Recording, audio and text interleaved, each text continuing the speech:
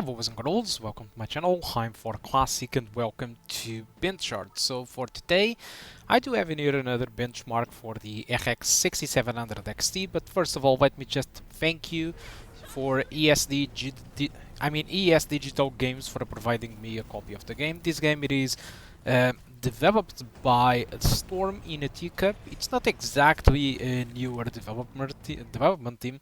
They actually developed other games like Close to the Sun, which was built in Unreal Engine 4 in 2019, and it seems that this is their new title over here, which is powered up using Unreal Engine 5. So let me just disclaim just this immediately. This benchmark was run in the demo version of the game. I had access to the game, none of the less. There is a beta that they allow us to try, which I don't see any performance difference from the demo version.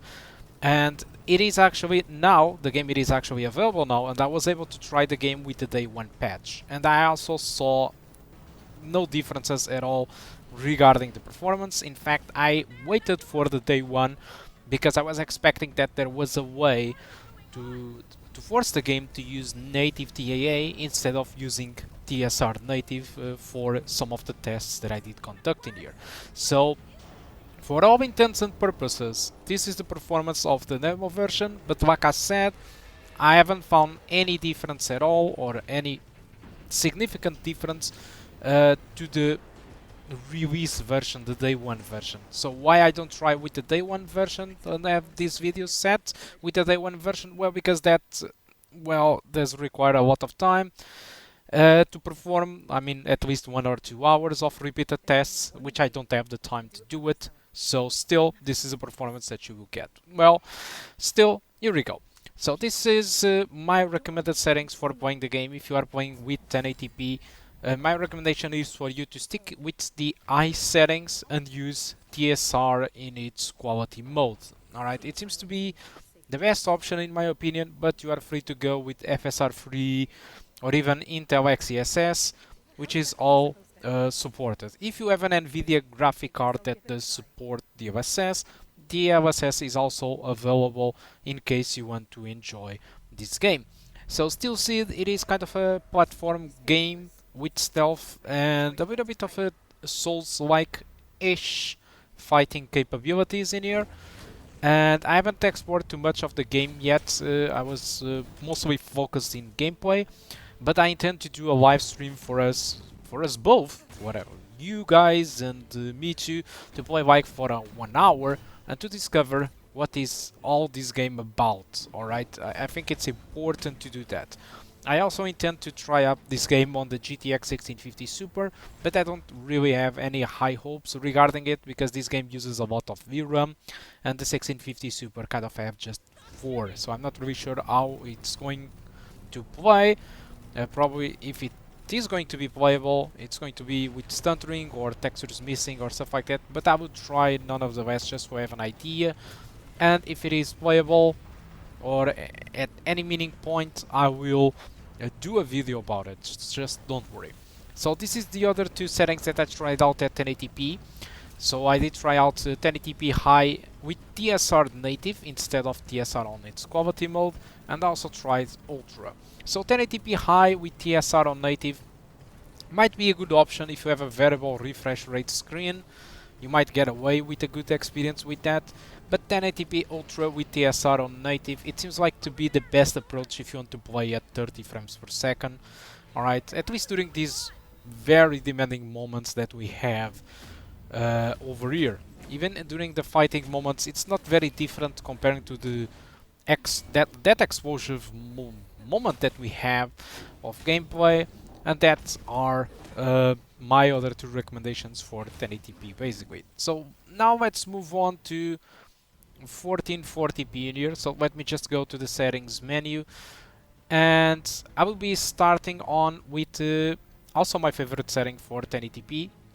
For 1440p, I mean, it's exactly the same as the 1080p. So whatever if you are going to play at 1080p or whatever if you're going to play at 1440p, I do recommend the same exact settings. Alright, mostly because both of those settings are very close to each other, because When you are using 1080p at high settings and TSR on its quality, you are upscaling from 720p to 1080p.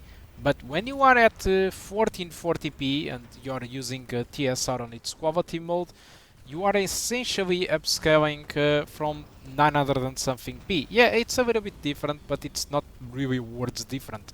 So that's why you can also enjoy this game at 1440p high settings with TSR in its quality mode, and it does look really good.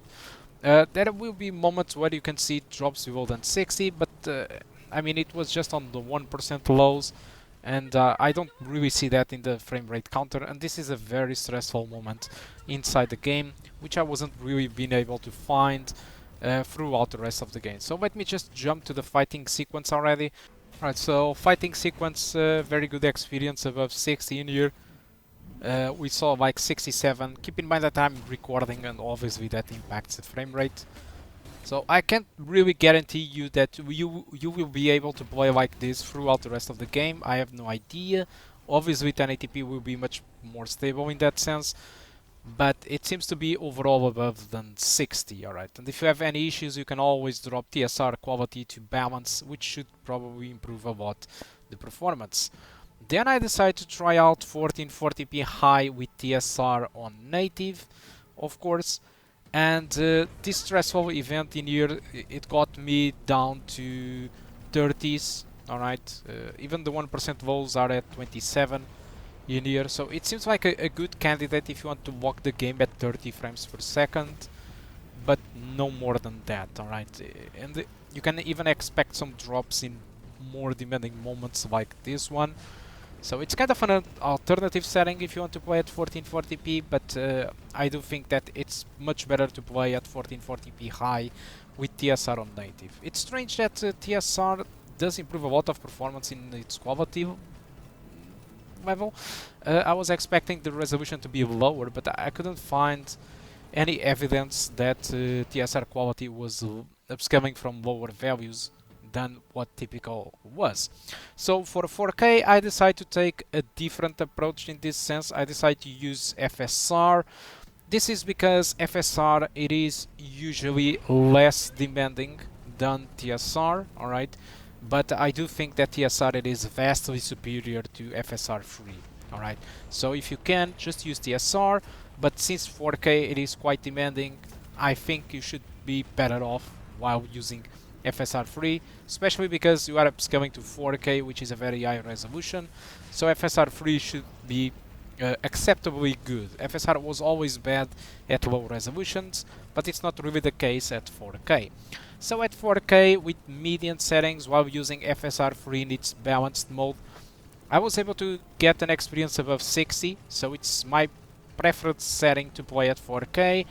The only thing that I see as an issue in here is that playing with the low settings, and this is not necessarily an issue with FSR free, it's really with the median settings, there is a lot of lumens visual noise all over the place. You might not notice that in this video specifically, but there is really a lot of granularity noise of the lumen every time you look to light patterns or stuff like that, light reflections on the walls, or you know, just the typical lumen thing. There is a lot of blockiness in that even FSR free can't fix that. TSR does improve it a little bit, but it's really not much. So there is a lot of granularity in median settings, unfortunately, but still it is quite good that if you have a 4K screen, you can actually play this demanding game with Unreal Engine 5 features just fine. Of course, you are at median settings, not high. Of course, you are using FSR free balanced, which upscales from something in between 1080p and 1440p,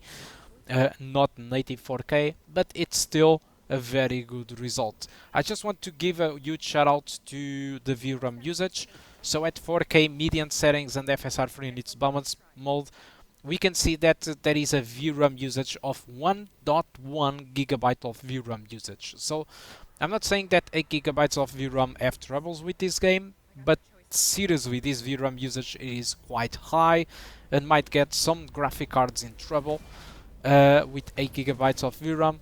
Yeah, and there is no texture setting for this game, so it's not something that you can adjust to worse quality textures or something like that. No, no, no, you can't do that in here because there is no option for that. So I would say that 8 gigabytes of VRAM is probably the minimum you can go for this game, and I would probably recommend 12 gigabytes of VRAM.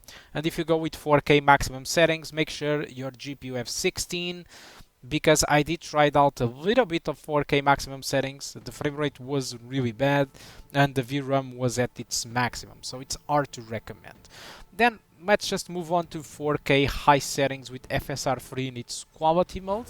So we are actually upscaling from 1440p to 4K while using high settings, and the performance is surprisingly not bad at all. I mean, if you have a variable refresh rate screen, I'm pretty sure you can get away with this quality. I mean, very good result indeed. Unfortunately, if you use TSR instead of FSR3, the performance will be much worse. But if you are fine with FSR3, let me just tell you that, hey, that's pretty great. I mean, it's very good result in here. It's not a consistent 60, of course, but that's why I said that a variable refresh rate screen can do a great job.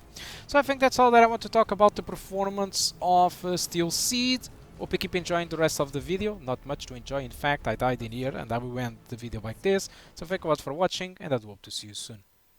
Goodbye.